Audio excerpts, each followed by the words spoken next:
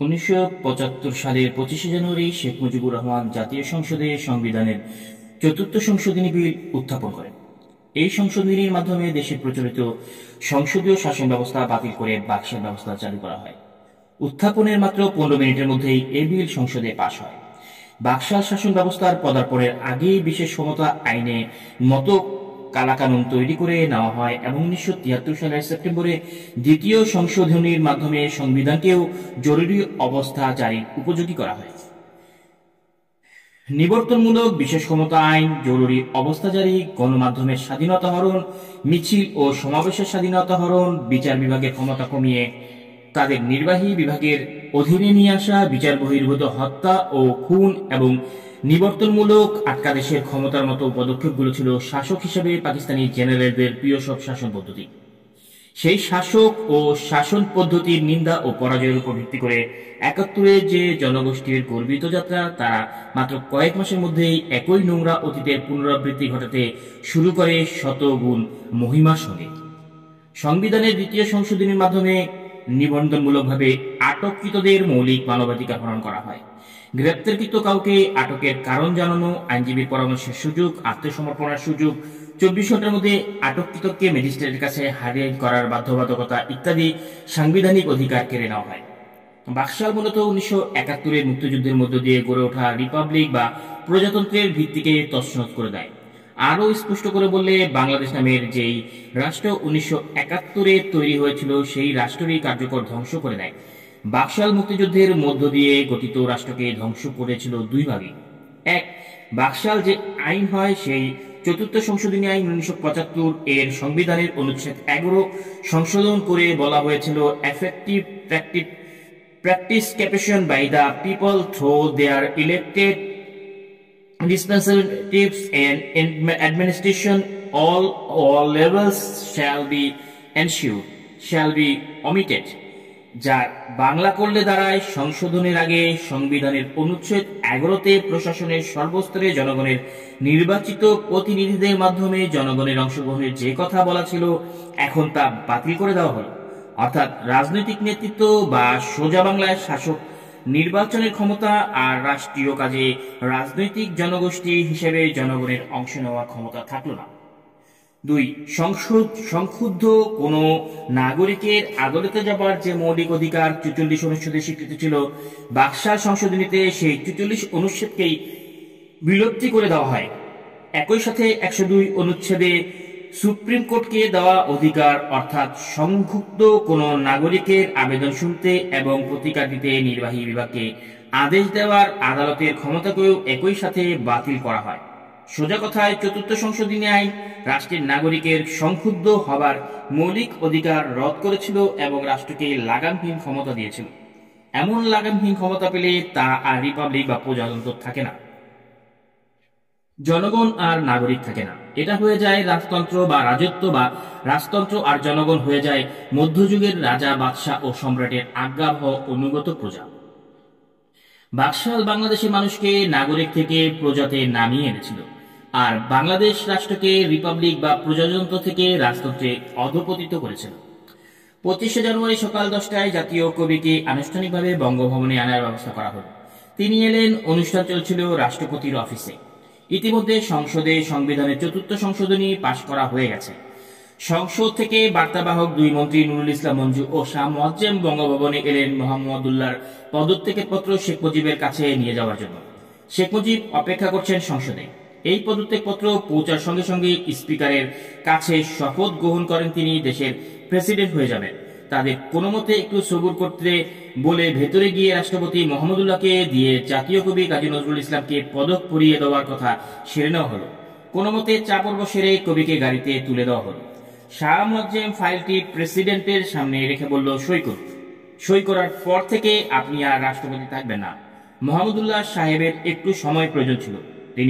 তারা তাকে সে সময় দিতে পারলেন না। তিনি একবার শাহ মোয়াজ্জেমের মুখের দিকে তাকিয়ে ক্ষীণ হেসে বিলটিতে স্বাক্ষর করে দিলেন। ফাইল নিয়ে সচিব কক্ষের বাইরে যেতেই শাহ মোয়াজ্জেম বলল, চিন্তার কারণ নেই, লিডার আপনাকে জানাতে বলেছেন, আপনাকে মন্ত্রী করা হবে। তিনি বললেন, শাহ মোয়াজ্জেম শাহ সাহেব, তাকে বলে আমাকে পূর্ণ অবসর দেওয়া যাবে না। রাষ্ট্রপতির দায়িত্ব পালনের পর মন্ত্রিত্ব ভালো লাগবে না। ভালো দেখায়ও না। কিন্তু তিনি কেবল মন্ত্রিত্ব নয়, পরবর্তীকালে একজন সাধারণ এমপি হিসেবেও দায়িত্ব পালন করেছেন। তিনি ছিলেন সেই সৌভাগ্যবান ব্যক্তি যিনি ডেপুটি স্পিকার, স্পিকার, রাষ্ট্রপতি, মন্ত্রী, উপমন্ত্রী এবং এমপি হিসেবে ক্রমান্বয়ে কাজ করেছেন। দল ও করেছেন প্রায় সবকটি। ঠাট্টা করে তার রাজনৈতিক সহকর্মীরা বলতেন, আপনার শুধু দারোগা হওয়া বাকি আছে। 1974-এর 28শে ডিসেম্বর সারা দেশে জরুরি অবস্থা ঘোষণা করে গণতন্ত্রের শেষ চিহ্নটুকু মুছে দেওয়া হয়। তবে এই সিদ্ধান্ত আকস্মিক নয়। রাজনৈতিক মহল মাসাধিকাল যাবৎ এমন আশঙ্কার কথাই আলোচনা করে এসেছে। কেননা গুজব রটেছিল যে শেখ মুজিবুর রহমান পার্লামেন্টারি ব্যবস্থা বাতিল করে প্রেসিডেন্সিয়াল পদ্ধতি চালু করা ও নিজেকে প্রেসিডেন্ট ঘোষণা করার চেষ্টা করছেন। জরুরি অবস্থা বলবৎ করতে গিয়ে শেখ মুজিব সেই পুরনো জুজুর ভয় দেখিয়েছে। বাংলাদেশ প্রো পাকিস্তানরা এখনো সক্রিয়, কিন্তু অধিকাংশ পর্যবেক্ষক একমত যে যেহেতু আওয়ামী লীগ সরকার, যে সরকার 1971 সালের 16 ডিসেম্বর বাংলাদেশের জন্ম থেকে শাসন করে আসছে, ব্যর্থ হয়েছে, সেজন্যই জরুরি অবস্থা জারি করা হয়েছে। সরকার যে ওয়াদা পালনে ব্যর্থ হয়েছে তার জ্বলন্ত প্রমাণ দেখা যায় গ্রাম বাংলায়, যেখানে দুর্ভিক্ষ ও পুষ্টিহীনতায় হাজার হাজার লোক মৃত্যুবরণ করেছে। আর যারা বেঁচে আছে তারা সরকারের গুন্ডা বাহিনীর ভয়ে সর্বত্র সশস্ত্র। পাশ্চাত্যের খ্যাতনামা সংবাদপত্র ডেইলি টেলিগ্রাফ শিরোনাম করল, মুজিব একনায়কতন্ত্র কায়েম করেছেন। বাংলাদেশের প্রধানমন্ত্রী শেখ মুজিবুর রহমান তার দেশে পার্লামেন্টারি গণতন্ত্রের শেষ চিহ্নটুকু লাথি মেরে ফেলে দিয়েছে। গত শনিবার ঢাকায় পার্লামেন্টের 1 ঘণ্টা স্থায়ী অধিবেশনে ক্ষমতাসীন আওয়ামী লীগ বিপুল সংখ্যক সংখ্যাগরিষ্ঠতার জোরে শেখ মুজিব প্রেসিডেন্ট ঘোষণা করেছে এবং একদলীয় শাসন প্রতিষ্ঠার জন্য তাকে ক্ষমতা অর্পণ করেছে। অনেকটা নিঃশব্দে গণতন্ত্রের কবর দেওয়া হয়েছে। বিরোধী দল দাবি করেছিলেন এ ধরনের ব্যাপক ভিত্তিক শাসনতান্ত্রিক পরিবর্তনের ব্যাপারে আলোচনার জন্য 3 দিন সময় দেওয়া উচিত। জবাবে সরকার এক প্রস্তাব পাশ করল যে এ ব্যাপারে কোনো বিতর্ক চলবে না। 1971 সালে পাকিস্তানের বিরুদ্ধে 9 মাস গৃহযুদ্ধের পর বিধ্বস্ত কিন্তু গর্বিত স্বাধীন বাংলাদেশের অবিসাংবাদিক নেতা শেখ মুজিব এমপিদের বললেন, পার্লামেন্টারি গণতন্ত্র উপনিবেশিক শাসনের অবদান। বাংলাদেশের শাসনতন্ত্র রচনাতেও ব্রিটিশ বিশেষজ্ঞরা সাহায্য করেছিলেন। তিনি দেশের স্বাধীন আদালতকেও উপনিবেশ ও দ্রুত বিচার ব্যাহতকারী বলে অভিযুক্ত করেন। প্রেসিডেন্ট এখন খেয়াল খুশি মতো বিচারককে বরখাস্ত করতে পারবেন। নাগরিকের অধিকার বিন্দুমাত্র তিনি প্রয়োগ করা হয় তা প্রয়োগ করবে নতুন পার্লামেন্ট কর্তৃক নিযুক্ত বিশেষ আদালত। নির্বাহী আদেশের মাধ্যমে একটি জাতীয় দল প্রতিষ্ঠার জন্য নতুন শাসনতন্ত্র মুজিবকে ক্ষমতা দিয়েছে। এটাই হবে দেশের একমাত্র বৈধ রাজনৈতিক দল। যদি কোনো এমপি এই দলে যোগদান করতে নারাজ হন অথবা এর বিরুদ্ধে ভোট দেন, তাহলে তার সদস্যপদ বাতিল হয়ে যাবে। এহেন পদক্ষেপের বিরুদ্ধে ঢাকায় সমালোচনা বোধগম্য কারণে চাপা রয়েছে। কিন্তু 315 সদস্য বিশিষ্ট পার্লামেন্টে সর্বমোট 8 জন বিরোধী দলীয় সদস্যের 5 জনই প্রতিবাদে সভাকক্ষ ত্যাগ করেন। আওয়ামী লীগের 11 জন সদস্য ভোট দিতে আসেনি। তাদের মধ্যে ছিলেন স্বাধীনতা সংগ্রামে বাংলাদেশের গেরিলা বাহিনীর নায়ক ও প্রাক্তন মন্ত্রী জেনারেল M.A.G. ওসমানী। শোনা যায় তিনি আওয়ামী লীগ থেকে ইস্তফা দিয়েছেন। নতুন এই শাসনতন্ত্রের বলে শেখ মুজিব 1980 সাল পর্যন্ত বাংলাদেশ স্বেচ্ছাচারিতার সঙ্গে শাসন করতে পারবেন। নতুন শাসনতন্ত্র 1973 সালে নির্বাচিত জাতীয় পার্লামেন্টের মেয়াদ 2 বছর অর্থাৎ 1980 সাল পর্যন্ত বাড়িয়ে দিয়েছেন। তবে পার্লামেন্ট অধিবেশন বছরে দুইবার অল্প সময়ের জন্য বসবে।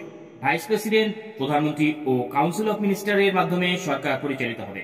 সৈয়দ নজরুল ইসলাম ভাইস প্রেসিডেন্ট এবং স্বরাষ্ট্রমন্ত্রী মনসুর আলী প্রধানমন্ত্রী নিযুক্ত হয়েছে। বাংলাদেশের ঘনায়মান আর্থিক ও সামাজিক সংকট বিদেশি পর্যবেক্ষকগণ সন্দিহান যে দেশে একনায়কতন্ত্রের আদৌ কোনো প্রয়োজন আছে কিনা, কিংবা এরকম একনায়কতান্ত্রিক শাসন পরিচালনার পক্ষে প্রয়োজনীয় যোগ্যতা ও গুণাবলী শেখ মুজিবের আছে।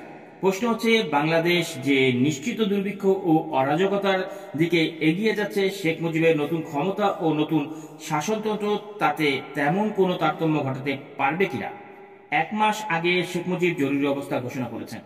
কয়েকজনকে গ্রেপ্তার করা হয়েছে এবং বামপন্থী গেরিলা নেতা সিরাজ শিকদারকে হত্যা করা হয়েছে। কিন্তু ইতিমধ্যে সন্দেহ দেখা দিয়েছে যে জরুরি অবস্থা ও জরুরি আইন প্রয়োগে বিন্দুমাত্র সুশাসন প্রতিষ্ঠা সম্ভব কিনা, যেখানে বর্তমানে সুশাসন বলতে কিছুই নেই। একদলীয় শাসন সৃষ্টির ফলে দুর্নীতি দূর না হয়ে বরং বাড়তে থাকবে।